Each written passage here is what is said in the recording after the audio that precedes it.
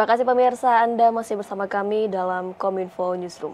Pemirsa, Musabaqah Tilawatil Quran atau MTQ merupakan festival keagamaan tingkat nasional membaca Al-Quran dengan tujuan menggaungkan Al-Quran.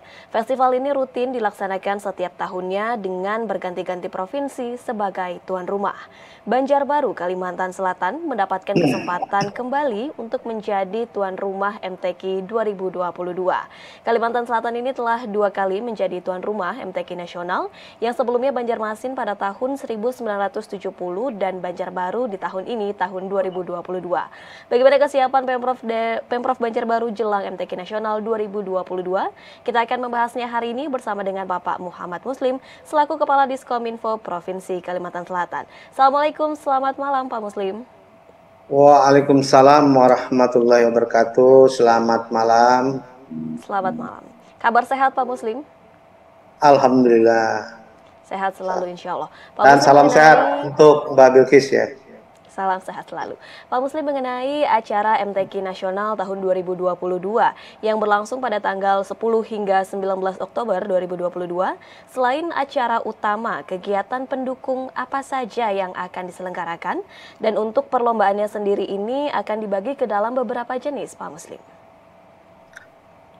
Jadi yang pertama ya, bahwa kegiatan MTQ Nasional ke-29 ini di Kalimantan Selatan terbagi pada 3 wilayah. Jadi Kabupaten Banjar, Banjarbaru, dan Banjarmasin. Nah, nanti dalam pembukaan maupun penutupannya ada di Kabupaten Banjar ya. Ini adalah wilayah yang berdekatan antara satu dengan yang lain. Jadi Kabupaten Banjar, Banjarbaru, dan Banjarmasin. Nah, terkait tadi yang ditanyakan, kegiatan-kegiatan apa saja yang akan dilaksanakan ya.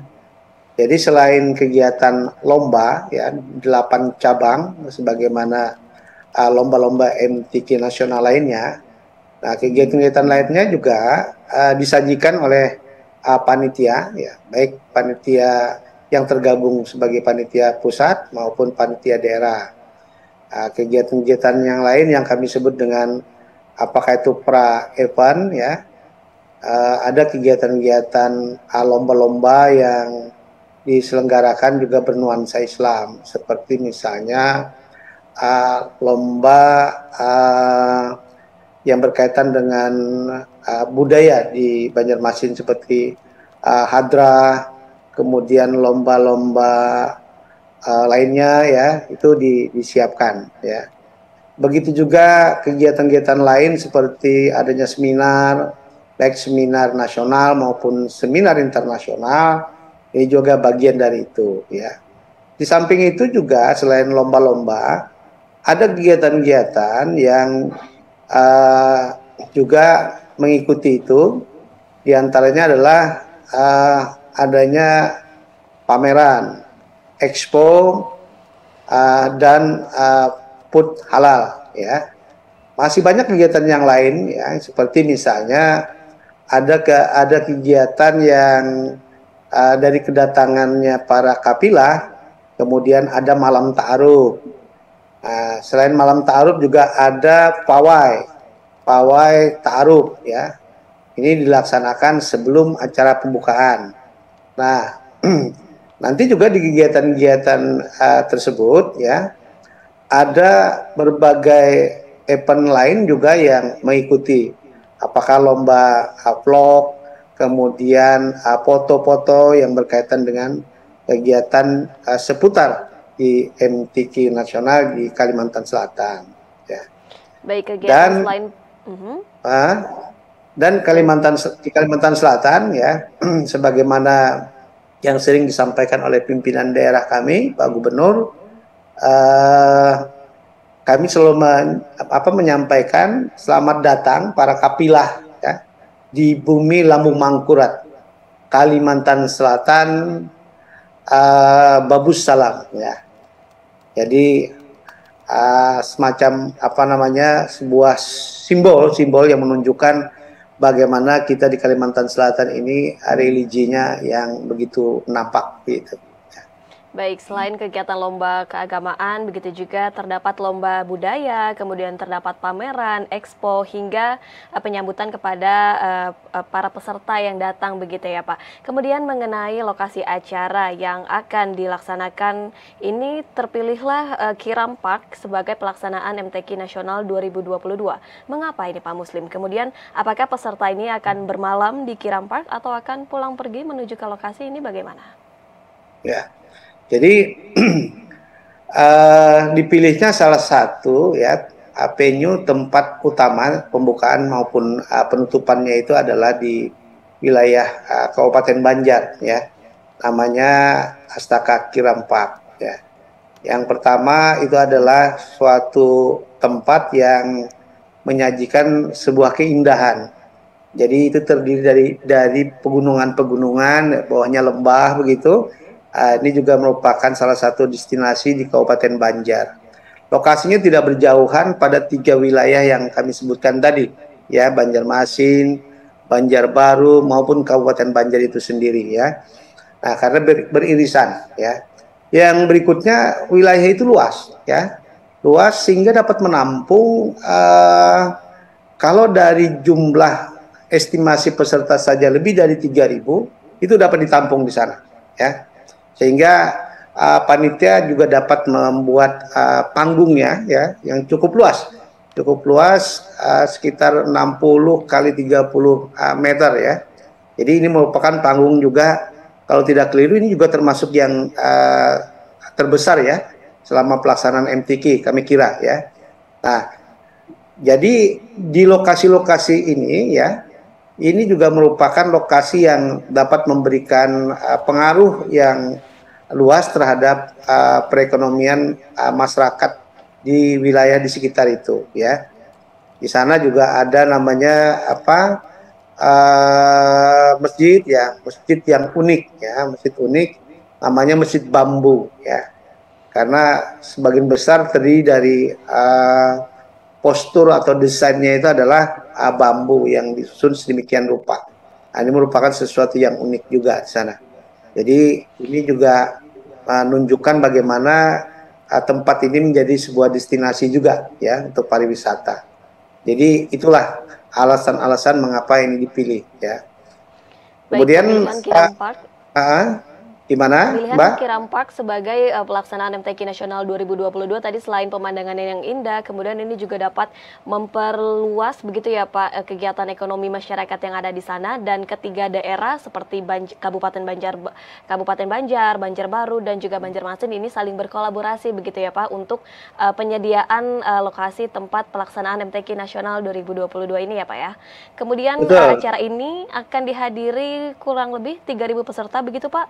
Dan dari berbagai provinsi ini, bagaimana kesiapan dari SDM untuk menyambut para peserta tersebut, Pak?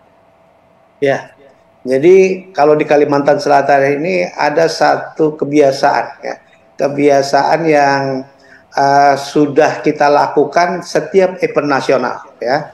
Kita ada Hari Pers Nasional, kita di Hari Pangan Nasional. Nah, para peserta yang datang dari berbagai wilayah di seluruh Indonesia ya, kapilah-kapilah ini nanti dikawal, difasilitasi melalui LO ya, laser operation. Jadi LO ini ya dikerahkan adalah semua SKPD terkait ya. Mereka menghandalnya mulai dari kedatangan, mereka menyambut, kemudian mengarahkan kemana penginapan, sampai dengan kegiatan-kegiatan selama mereka berada di Kalimantan Selatan ini tetap difasilitasi oleh teman-teman LO yang masing-masing dibagi berdasarkan SKPD ya yang ada di Pemprov Kalimantan Selatan, sehingga harapannya kita memberikan pelayanan yang terbaik, pelayanan yang paling optimal terhadap tamu-tamu Allah yang datang ke Kalimantan Selatan ini. Mudah-mudahan semua ini dapat membuat kelancaran dan membuat mereka nyaman sehingga berlomba bisa lebih lebih optimal begitu ya.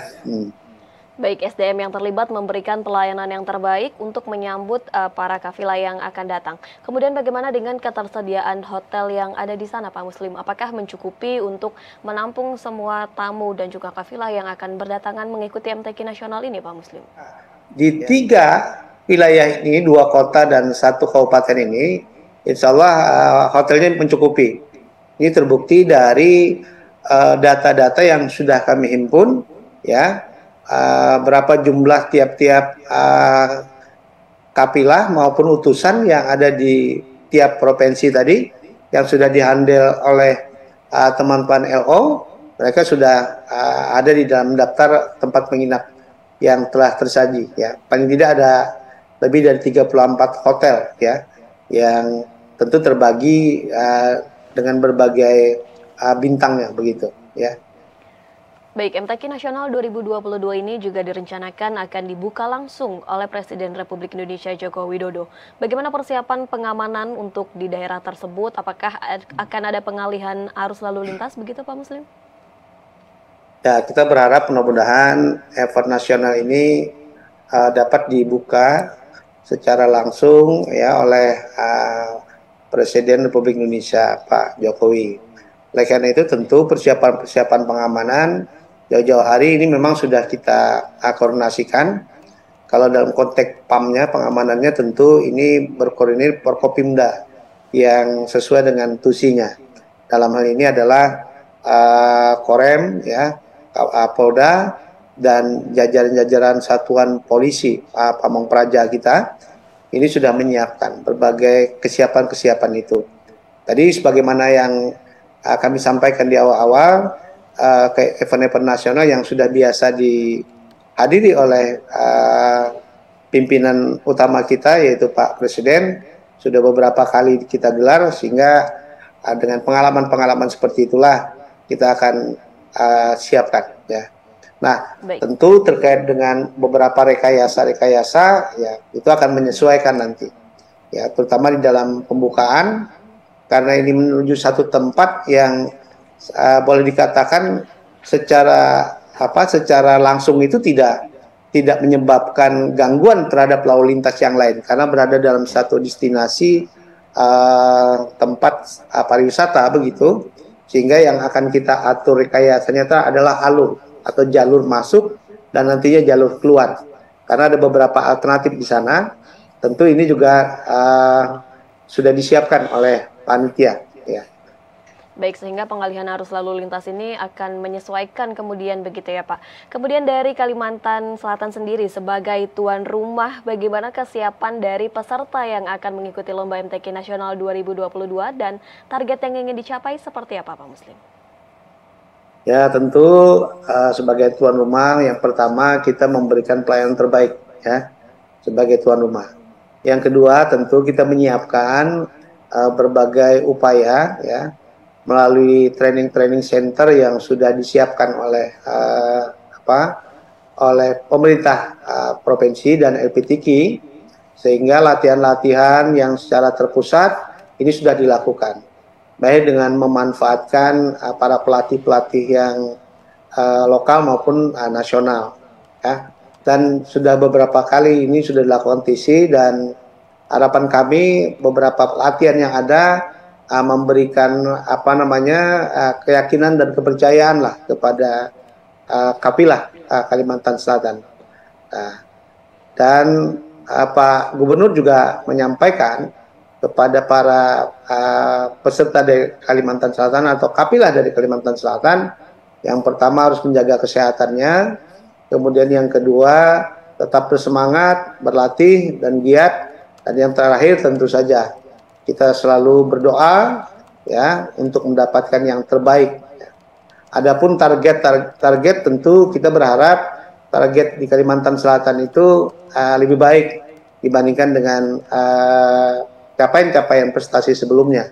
Ya, mudah-mudahan juga paling tidak Kalimantan Selatan menjadi kapilah yang prestasinya paling optimum lah, harapannya kan begitu, ya. Ya, mudah-mudahan dapatkan juara umum begitu ya. Ini harapan kita semua ini ya. Jadi harapan kita di Kalimantan Selatan, semua masyarakat atau rakyat di Kalimantan Selatan, pertama sukses terhadap perhelatannya, yang kedua sukses prestasinya. Itu yang kita harapkan. Ya. Baik, Mudah-mudahan sukses. ini mendapat apa namanya ridho dari Allah Subhanahu Wa Taala. Baik, sukses dan tetap semangat dan selamat berjuang untuk para kafilah yang akan berlaga dalam MTQ Nasional 2022 dan terkhusus di Kalimantan Selatan ini bisa mendapatkan target yang lebih baik dari sebelumnya atau bahkan bisa mendapatkan juara umum begitu ya Pak Muslim? Ya, betul sekali. Ya. Amin, amin. Kalau Mbak Bilkis juga doakan begitu ya untuk prestasi. Saya memberikan. Baik, terima kasih banyak Pak Muslim, Pak Muhammad Muslim yang telah bergabung bersama kami di hari ini dengan tema Kalimantan Selatan Tuan Rumah MTQ Nasional 2022. Terima kasih banyak Pak Muslim. Sama-sama, terima kasih. Ya, salam sehat untuk semua. Assalamualaikum warahmatullahi wabarakatuh. Ya pemirsa, kami akan kembali dengan beragam informasi lainnya. Tetaplah bersama kami dalam Kominfo Newsroom.